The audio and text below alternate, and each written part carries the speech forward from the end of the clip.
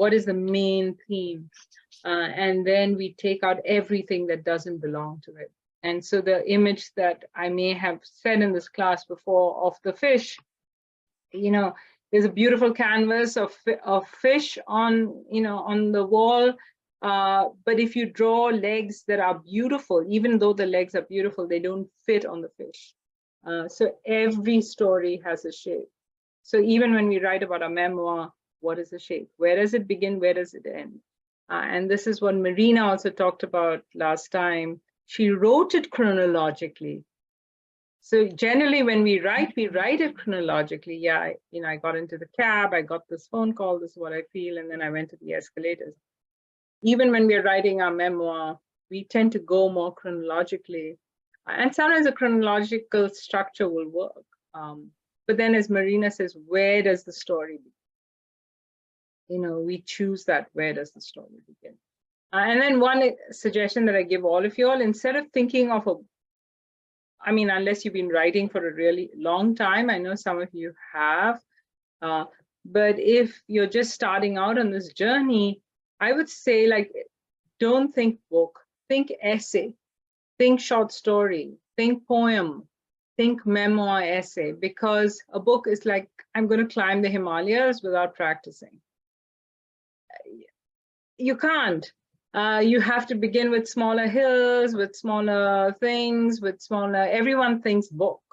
But, you know, start with stories. Like I started with stories, you know, because you have to sort of, you're practicing the craft, you're learning the craft, you're learning so many things about the craft before you go into the sea of a novel or a memoir, which takes a long time to finish.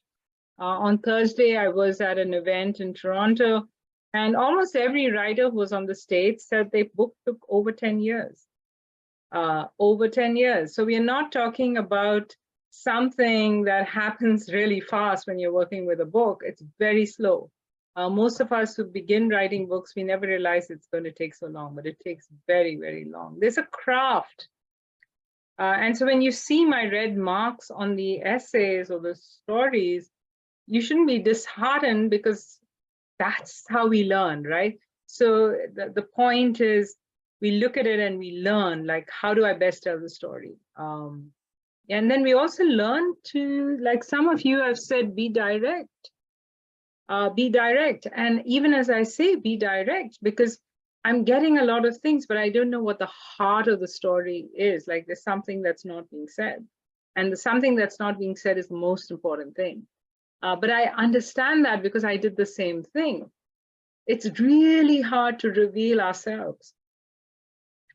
So as I said, when I was, you know, in my MFA, when I was doing nonfiction, and it was the MFA, so, you know, our word submissions were very high.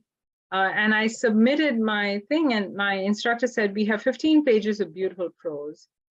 We have something happening. But what's the elephant in the room? It's really hard to write about the real thing. And as Annie Ernaux, the woman who won the Nobel Prize in Literature this year, says, she tells writers, she gives writers 2 pieces of advice. She says, read a lot. You have to read a lot.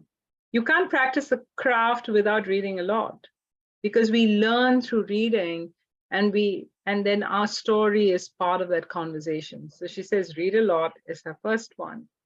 Stephen King says the same thing, read a lot and write a lot. To be a good writer, you need to read a lot, you need to write a lot. And then the second advice that she gives is be honest, be direct. It's very, very hard to be direct, because, you know, who really wants to share their personal life to everyone? It's very hard to be direct, but that's partly what writers do. I mean, of course, you may go into the mystery genre or something, or speculative fiction or science fiction, and maybe you can then reveal less of yourself. But certainly if you're doing memoir, there's no point. Like, you have to be honest, and it's very hard to be honest. Because when you're honest, you're revealing yourself as a human being. You're revealing things that people may judge. and may judge you harshly for. So, but that's part of the job. Yeah. So remember that every scene, and it's a good question that Carolina asked, gives me a chance, just a reminder that every scene in your novel or in your memoir, every scene has to have, is Act 1, Act 2, Act 3. The whole book is Act 1, Act 2, Act 3, but every scene is also Act 1, Act 2, Act 3. It has a shape, and in every scene, something small has to happen. There has to be a shift. And then remember, you're writing a story. So when you're writing a story, something has to happen. And it can't be something has to happen as it was just nice and nothing, you know, I had a nice time. I met my friends and we had a nice lunch and we had a good conversation. We came home. No, something always has to happen in every scene. So there's some kind of conflict. There's some kind of, you know, something, the character or the character is you, or the character is, in a novel, the character is someone else, but the character is grappling with issues. And so, I mean, some scenes could be happy scenes, but they are the shift. There is a shift. There's something. It has to move the story forward. As Margaret Atwood says, something has to happen. Something has to happen. So it's writing, a lot of writing is the revision. And so that's what I'm hoping my comments will point you towards, the areas that you need to work, and how you can go about maybe revising it some more and adding it some more. One of the writers on the stage on Thursday, she said that after 4 years of working on a novel, she threw the whole thing aside and started again. And that's very common. And then she worked another 6 years, 7 years before she had it finished. Writing is hard. Ask every writer, writing is hard work. It's hard. It's not, the generative writing and the journaling is easy. And that's where we sort of relax and write.